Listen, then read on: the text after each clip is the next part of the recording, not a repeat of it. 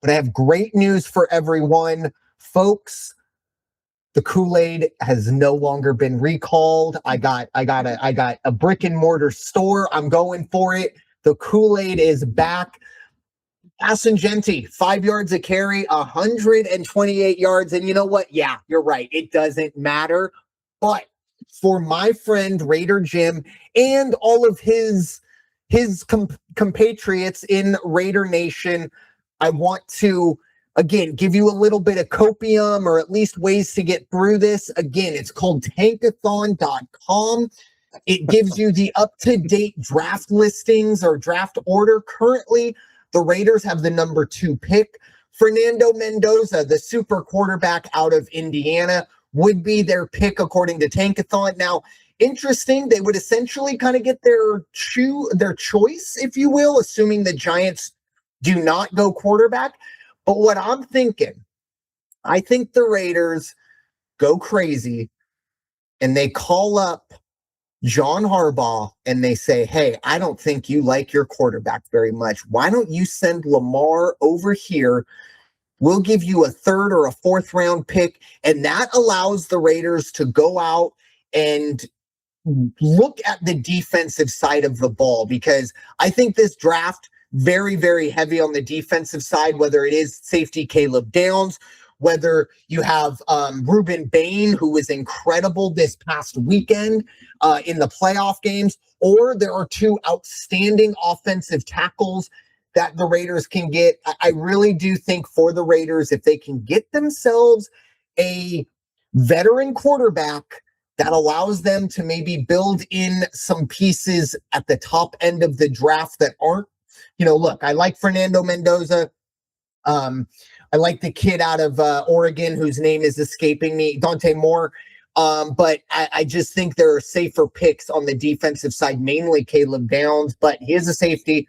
Edge may be more in need. But with that being said, just want to give a little copium to Raider Nation. It's almost over, and then draft season begins, and then it's a lot of fun. But with that being said, we have the Raiders facing off. They will be hosting the New York Giants, the top 2 teams in Tankathon. This will be going big for the draft. The Raiders, been a little while since I said this. The Raiders are going to be 1.5 point favorites. 42.5 is your over under. The Giants are even money on the money line, and the Raiders are minus 120. Nobody talks Raider football before Raider Jim on this pod. Raider Jim, the floor is yours. Boy, I'll tell you what, who thought it was going to come down to this? You look at the schedule at the beginning of the year, and Raider Nation was saying, oh man, look at, and then we play the Giants on Christmas weekend. Ha ha ha. Who knew it was going to be 2 and 12, 2 and whatever the records are, 13 teams facing off against each other for bragging rights. And I don't know what the bragging rights is. Do you get bragging rights if you lose because yes, you're stabilizing your draft pick choice position? I think you do. And and that's why I believe the Giants are going to go out and the Giants are going to somehow find a way to cough this one away too. They're terrible. But really, in all seriousness, I don't think it's going to be hard to say. It's a 1.5 point spread at home. 1.5 at home against the Giants. This is how miserable these 2 teams are.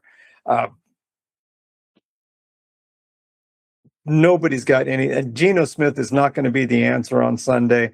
I don't think the defense is going to be any better than it has been. They did score. The Raiders did score 21 points last week, but not enough to win the game. And that's not a statement against Houston either. That's not to say, oh my gosh, be worried about Houston. No, sometimes you play down to your level of competition, and I think that's what the Texans did.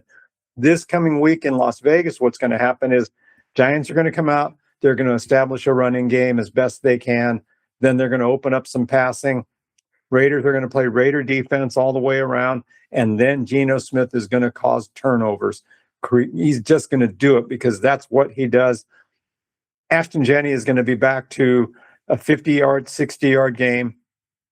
So in this one, give me the Giants on the money line and give me under 43 because I think it's going to just be as boring as it sounds like. Best thing for this game is if it wasn't Christmas weekend, I would go because you can get a ticket for under $70. That's pretty good. That's enticing. That might be the cheapest ticket in Vegas. Yes. It doesn't happen too often, but I'm actually going to disagree on both sides here. I do think the Raiders. Now, the hard part is we kind of touched on it.